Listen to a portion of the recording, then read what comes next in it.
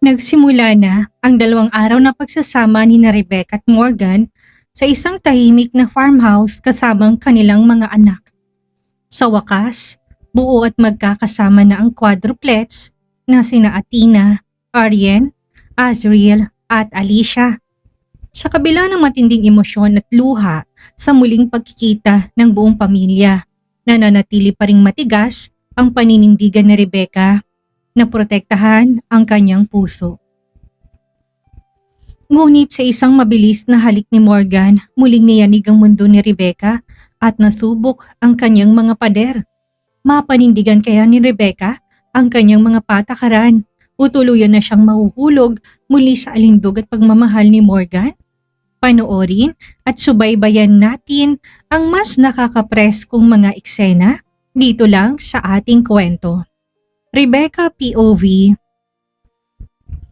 Kinakabahan ako sa loob ng sasakyan.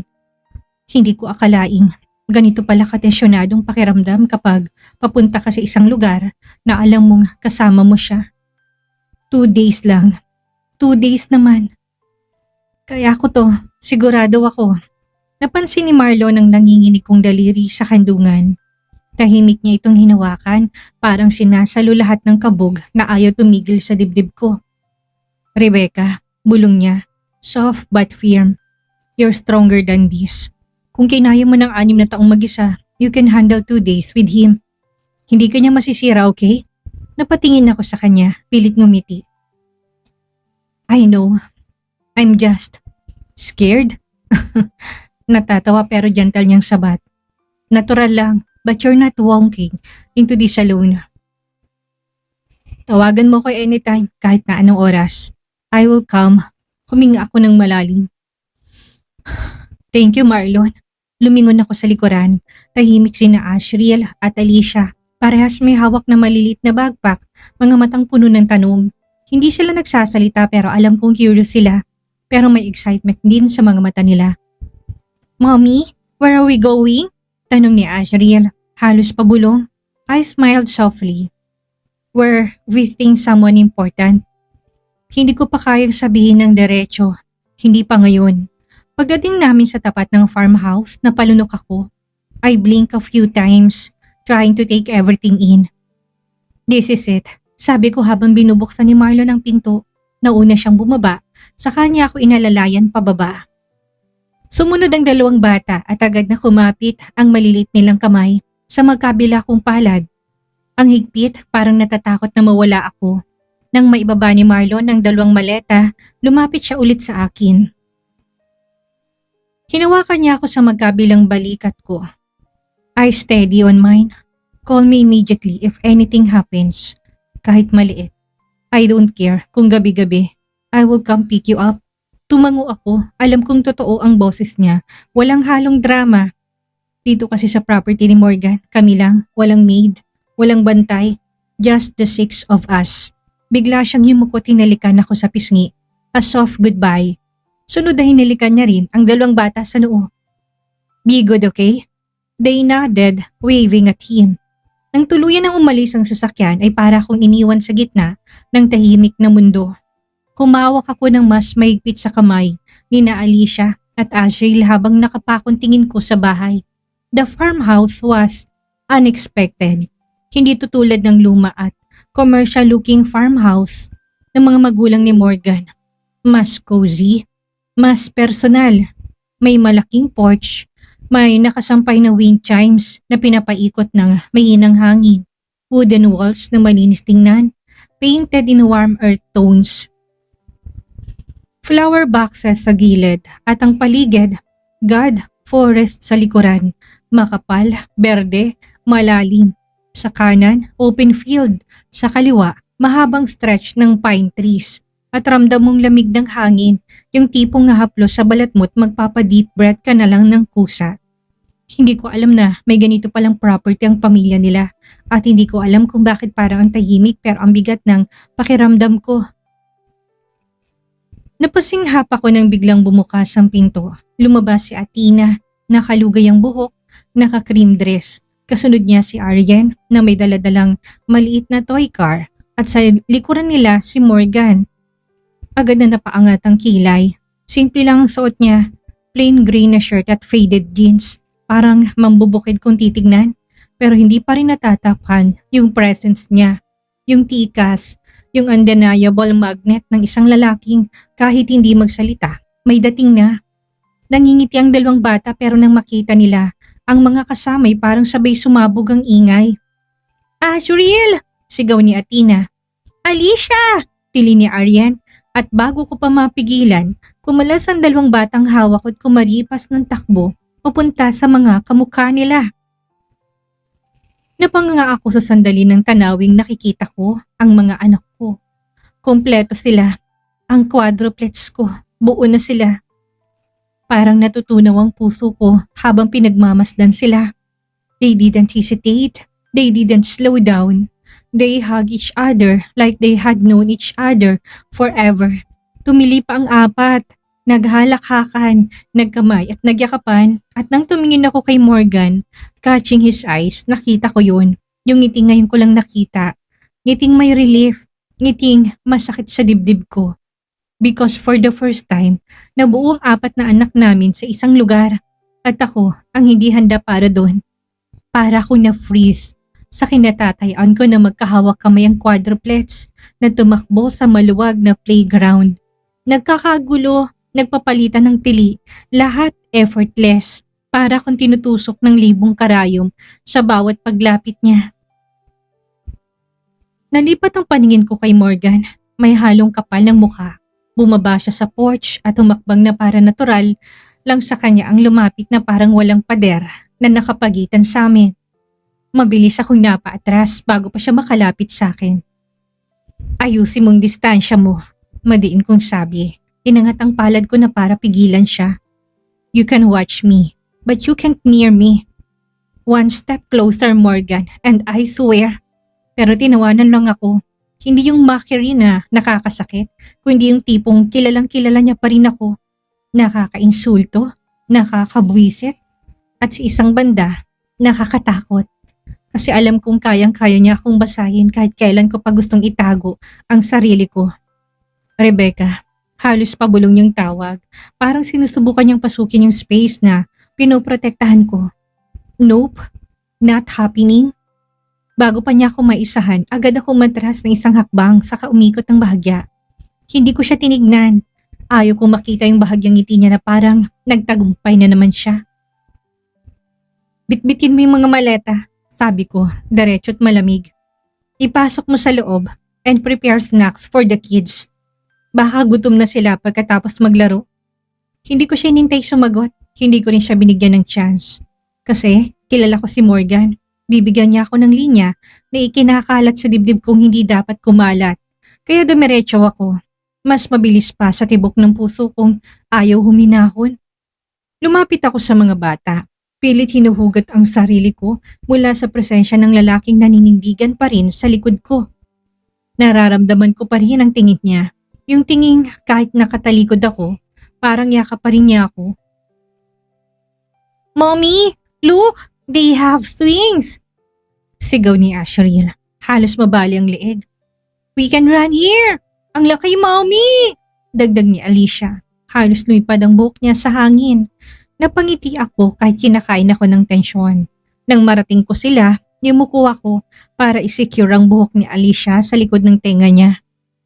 Enjoy lang, sabi ko't pilit na kampanteng tono. I'm right here. Don't go too far. Pero habang pinapanood ko sila, ang lakas-lakas ng tibok ko. Hindi dahil sa pagod, kundi dahil naririnig ko pa rin ang mabigat na yabag ni Morgan. Papasok ng bahay, bitbit ang maleta namin.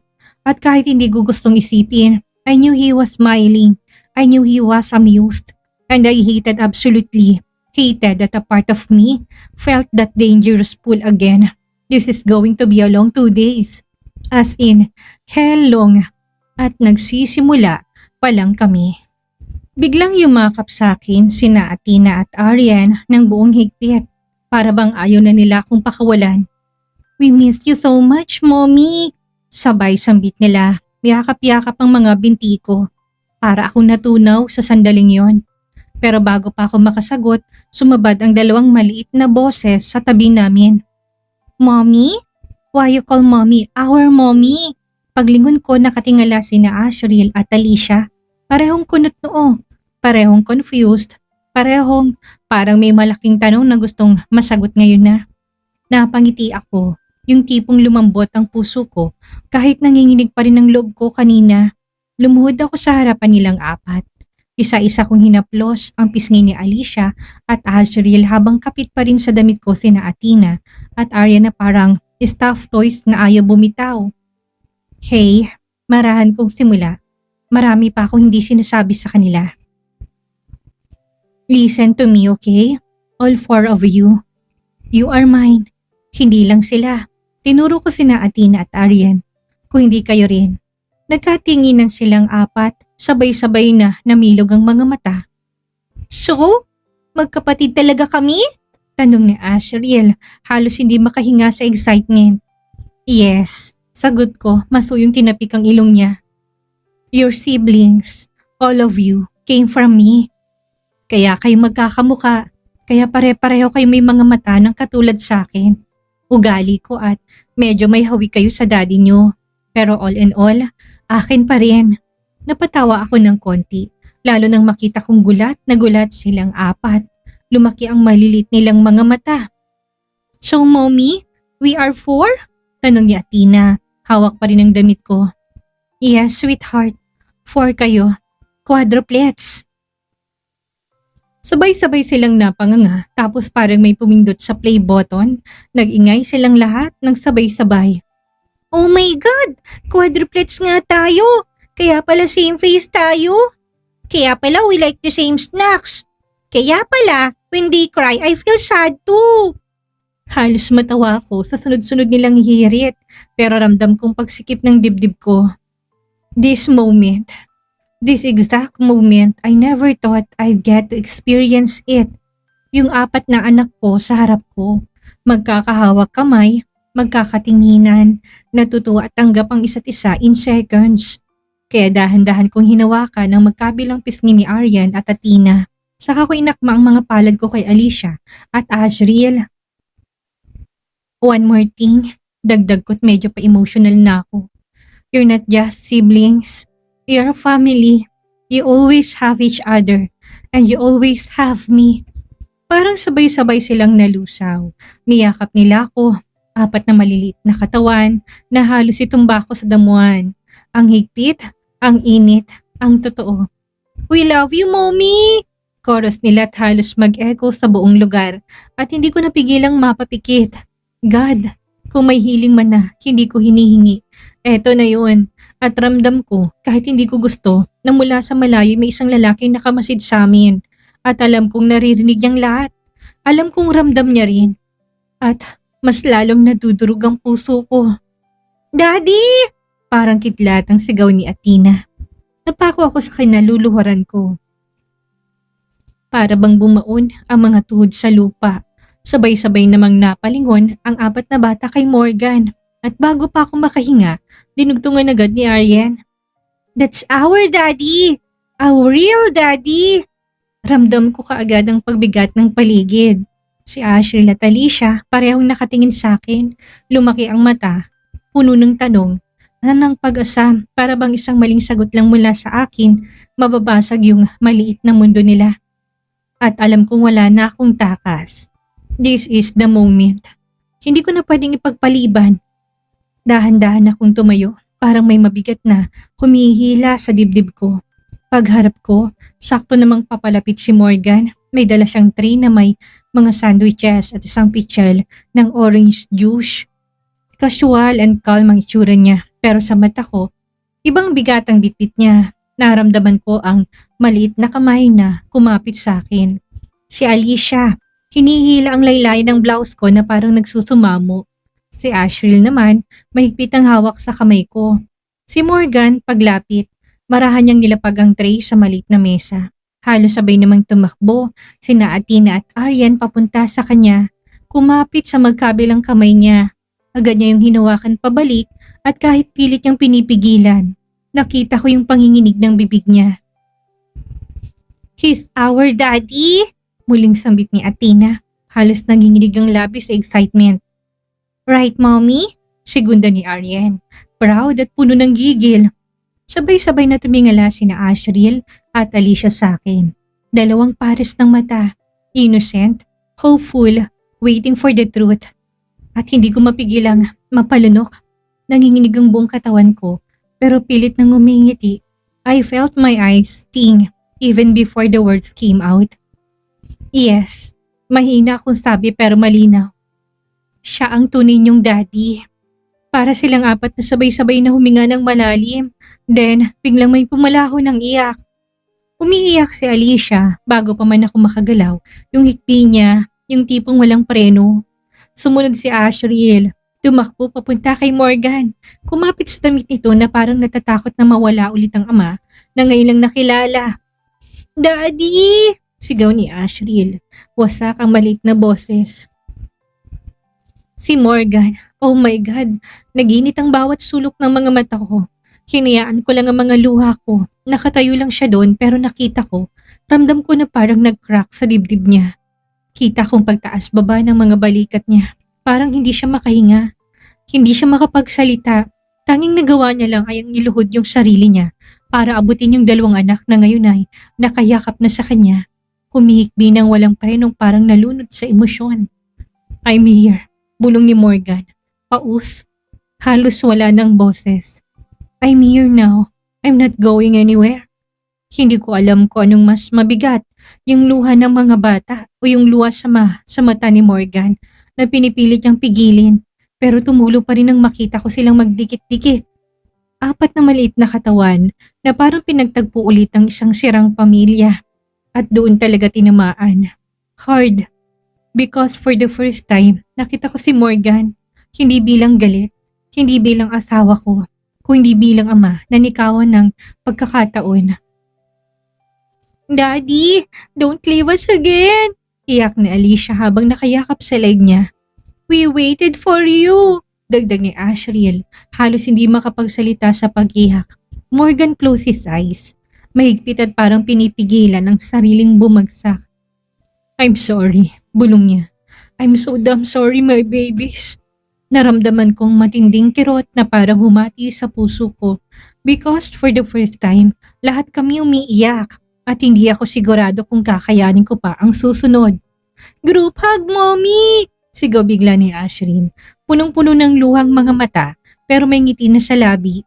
Eyes stilled and speechless. One step lang ang kailangan para lapitan sila. Pero hindi, gumalaw ang mga paa ko.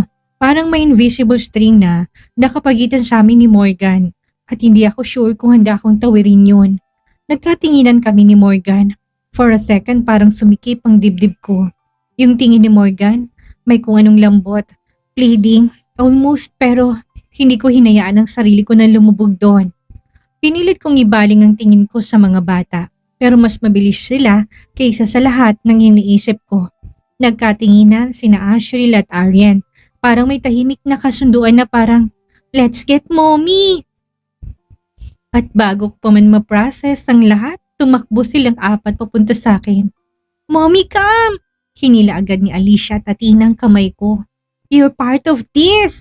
Second the motion ni Ariane habang sabay silang kumapit sa braso ko. Hindi ko nagawang matras. Hindi ko nagawang tumanggi. Kahit na gusto-gusto ng utak ko na lumayo kay Morgan. I look at my kids. Apat silang humihila sa akin.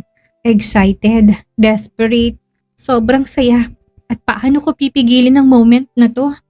Kuminga ako ng malalim, isang malalim na hinga na parang acceptance. And I let them pull me forward. Unti-unti akong napalapit. Nang hindi ko na malayan, naroon na ako sa gitna nila at nakayakap na silang lahat sa akin. Apat na munting katawan ang nakadikit sa bewang at braso ko. Yakap na gusto kong ipagdamdam habang buhay. At sa isang iglap, napalingon si Morgan sa akin. Hindi niya ako hinila, hindi siya nagkunwaring may karapatan. Pero dahan-dahan niyang inabot ang likod ni na Asriel at Atina para lumapit na konti. At dahil doon, nagdikit ang balikat namin. Just a brush, but enough to send a wave of heat straight to my skin. Hindi ko alam kung paano ako huminga noon. Mommy, come closer. Daddy's here too. Sigaw ni Alicia habang maigpit ang yakap sa bewang ko. Napasinghap ako pero hindi ko sila pwedeng pigilan. Hindi sa ngayon, hindi sa moment na matagal nilang hinintay. So I lean in, just a little and let the kids pull the six of us together. Group hug, ang daming kamay, may mga luha, ang daming emosyon na hindi ko kayang pangalanan. Naramdaman ko ang kamay ni Athena sa batok ko, ang kamay ni Asheril sa braso ko, ang luha ni Alicia na dumampi sa leeg ko, ang hipo ni Aryan sa tagiliran ko. At sa likod, naroon si Morgan, naroon siya. Malapit, halos nakadikit ng dibdib niya sa balikat ko dahil sa higpit ng yakap ng mga bata. Hindi siya nagsalita pero narinig kong binubugan niyang hininga. Yung pagkabasag ng boses niyang pinipigilan. Yung maliit na pag-angat ng kamay niya na parang gusto niyang yakapin ako. Pero bigla ring umatras. Respetadong kondisyon ko. And that almost broke me. Thank you, Mommy, bulong ni Alicia. We're a family, bulong naman ni Athena. Oh my God, napalunok ako ng mariin habang halos mapuno ng luhang mga mata ko. At kahit na ayaw ko dapat maramdaman ang init ni Morgan sa tabi ko, kahit ayaw ko dapat maramdaman na parang bumabalik yung dati, I still whispered, barely audible. For now, yes. Just for them. Pero kahit na ganun, tahimik yung sinabi ko. Ramdam kong narinig niya. Ramdam ko yung pagtigil ng hininga niya sa likod ko. Ramdam kong tumibok na mas mabilis ang puso niya. Mas naramdaman ko na mas delikado palang 2 araw na ito kaysa sa kahit na ano pang pinagdaanan ko. Pagkatapos ng group hug, parang lumuwag ang mundo. The kids ran back to the table, excited, kumakain ng sandwich na parang hindi sila nagkaiyakan kanina. Habang sila tawa ng tawa, ako naman parang naupos na kandila sa gilid. Tahimik, nakamasid, inaalala bawat ngiti nila. This is what I wanted for them.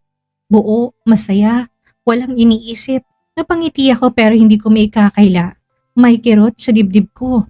Hindi ko alam kung guilt ba o takot na baka hindi ko masustain ang ganitong peace. You look tired. I froze. Tinig pa lang ni Morgan pakiramdam ko. Lalabas sa katawan kong kaluluwa ko. Bakit ba ganito? Bakit parang kahit hindi ko gustong maapektuhan, automatic na nanginginig ang loob ko? Huminga ako ng malalim. Pinilit maging steady. No emotions. Walang tensyon. Walang kilig. Control yourself, Rebecca. Umupo si Morgan sa tabi ko. Hindi masyadong malapit pero enough para maramdaman ko ang init ng katawan niya. Inabot niya sa akin ang isang baso ng juice at sandwich. Here, you haven't eaten. Umiling ako at hindi tinanggap. Busog ako and diet ako. Sabi ko, nakatingin pa rin sa mga bata para hindi ko siya kaharapin ng derecho. Pero kitang-kita ko siya sa gilid ng mga mata ko.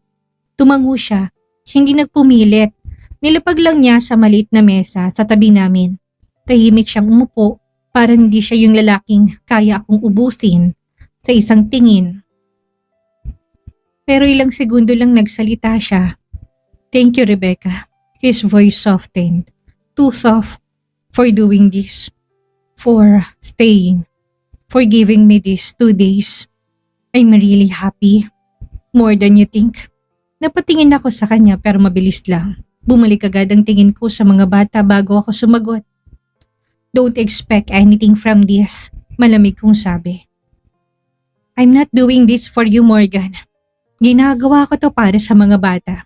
After 2 days, we go back to normal and I will continue fighting for custody. That doesn't change. Narinig ko siyang huminga ng malalim. Tumingin siya sa profile ko. I felt it. Yung tingin niyang parang sinusubukan niyang silipin hanggang kaluluwa ko. Custody? Mahinang tugon niya. Really? After seeing them like this? After seeing us like this? Umiling siya, full of dismay. Rebecca, hindi mo ba kayang pagbigyan ng sarili mo? Or them? Pwede namang maayos. For the kids. Napatingin ako sa kanya, diretso, seryoso. Hindi mo mapipilit ang isang pamilya kung walang pagmamahal. Mahinahon pero diretso kong sabi. At huwag mong gawing leverage ang mga bata para magbukang madali ang lahat. Hindi ako ganun kadaling ibalik sa orbit mo, Morgan. Sandali siyang tumahimik, tapos slowly umangat ang sulok ng labi niya. A smirk. Yung familiar na smirk na buong pagkatao ko ang gustong kalabanin. Pero katawan ko ang unang sumusuko. Really? Bulong niya in a low voice but in dangerous tone. Walang pagmamahal? Hindi ako nakasagot because he leaned in, walang warning, and his lips brushed mine. Soft, quick, pero sapat para umakyat ang kuryente sa batok ko hanggang binti. Napasinghap ako, yung tipong kahit pigilan ko, hindi ko makontrol. Agad ako napatayo sa kinuupuan ko bago pa ako mawala sa wisyo. Don't. Mahina pero nanginig kong sabi, pero tumawa lang siya, mababat, nakakainis na confident. Sure ka ba sa sinasabi mo, Rebecca? Kasi, he leaned back, arms crossed, parang siyang nanalo sa aming dalawa. You didn't pull away fast enough. Nanlamig ang mukha ko, pero sa loob nagliliyab na ako. At sa harap namin, biglang nagsigawan ng mga bata, tumatakbo papunta sa swings. Kaya napilitan akong lumayo kay Morgan para hindi na maulit kung anumang kabaliwang yun. Pero kahit na nakatalikod na ako, ramdam ko pa rin ang tingin niya sa likod ko. Nakangisi at mas lalo kong naiinis dahil mas ramdam kong halik niya sa labi ko. Huwag kang magpapaloko ulit sa kanya. Come on, Rebecca. You should know better. Ayoko masaktan na naman. Mariing sabi ko sa sarili. Naku, talaga namang nakakapanginig ng laman at nakakawala ng bait ang mga huling eksenang ito. Hindi lang nagkaroon ng napaka-emosyonal na pagkikita ang quadruplets, kundi unti-unti ring nawawasak mga pader na itinayo ni Rebecca dahil sa walang patid na pangaakit at isang mabilis na halik ni Morgan. Mapanindigan kaya ni Rebecca ang kanyang mga patakaran sa natitirang mga araw o tuluyan na siyang mabibihag ng dating pag-ibig. Maraming salamat sa inyong walang sawang pagsubaybay sa kwento ni Rebecca. Huwag niyong kalimutang mag-like, mag-comment at mag-subscribe para lagi kayong updated sa ating susunod na mga pasabog na kabanata. Hanggang sa muli nating kwentuhan, mag-ingat po tayong lahat at maraming salamat.